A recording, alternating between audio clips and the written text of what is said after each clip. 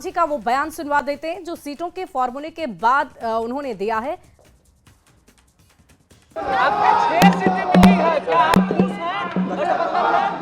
Parliament में हमको एक सीट मिली थी तो हम क्या थे। पार्लियामेंट में हमको एक सीट मिली थी तो हम क्या थे, नाराज थे। वैसे यहाँ अगर 6 सीट की बात की गई है तो आला कमान का निर्णय है, उसको हम सिरोधार्य करते हैं। चिराग पासवान जी को 29 सीटें मिली है, दूसरे को क्या मिली है ये तो हमारे आला कमान समझ सकते हैं, लेकिन ये बात सही है कि हमको जो मिला है हम लोग सब संतुष्ट हैं। एनडीए के सभी घटक दलों में सीटों के समन्वय की घोषणा हो गई। बीजेपी और जेडीयू 101 सीटों पर लड़ेंगे। चिराग जी की पार्टी 29 सीटों पर, मांझी और कुशवाहा जी के सिंबल से 6 उम्मीदवार होंगे। 243 सीटों पर एनडीए लड़ेगा, मजबूती के साथ लड़ेगा। एक मजबूती के साथ एक मुट्ठी की तरह पांचों दल मिलकर एक साथ चुनाव लड़ेंगे, 243 सीटों पर लड़ेंगे। तो देखिए, आप सुन रहे थे बीजेपी प्रभारी का बयान और इसी बीच न्यूज़ 18 संवाददाता अमितेश लगातार हमारे साथ बने हुए हैं। अमितेश, जीतन राम मांझी की बातें भी हमने सुनी, चेहरे पर मुस्कुराहट जरूर थी, लेकिन उन्होंने कहा कि नाराजगी तो नहीं थे। लोकसभा चुनाव में भी जब हमने एक सीट पर लड़ाई लड़ी तो भी नाराजगी नहीं थी और आज भी नहीं है। लेकिन क्या हम समझे आखिर कहां पर कॉम्प्रोमाइज किया गया होगा, कैसे जीतन राम मांझी को मनाया गया होगा, क्योंकि वो बार बार एक ही बात की चर्चा कर रहे थे कि मान्यता प्राप्त तक पार्टी को सीटें मिलनी चाहिए।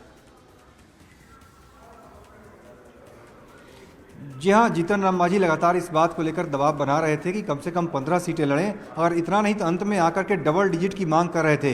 डबल डिजिट में जब उनकी सीटों की संख्या होगी तो 8 सीटें जीतेंगे, उसके बाद फिर हमें मान्यता प्राप्त दल के तौर पर मोहर लग सकती है। हमारी पार्टी की अभी निबंधित पार्टी है, लेकिन जनरली जब होता है कि सीटों की संख्या देखना होगा। जेडीयू बीजेपी किसी भी हालत में ट्रिपल डिजिट से नीचे नहीं आ सकते थे।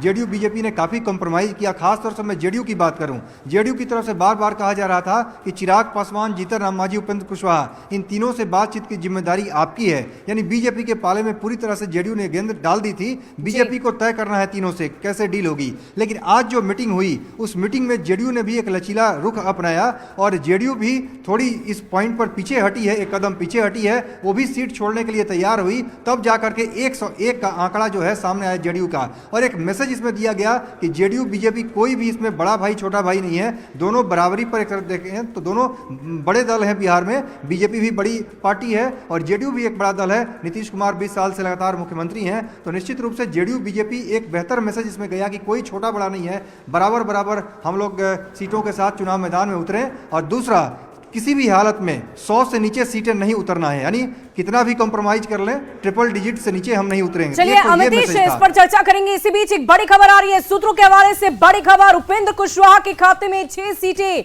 कौन कौन सी गई है ये भी जान लीजिए। सासाराम, दिनारा, उजियारपुर, महुआ, बाजपट्टी, मधुबनी।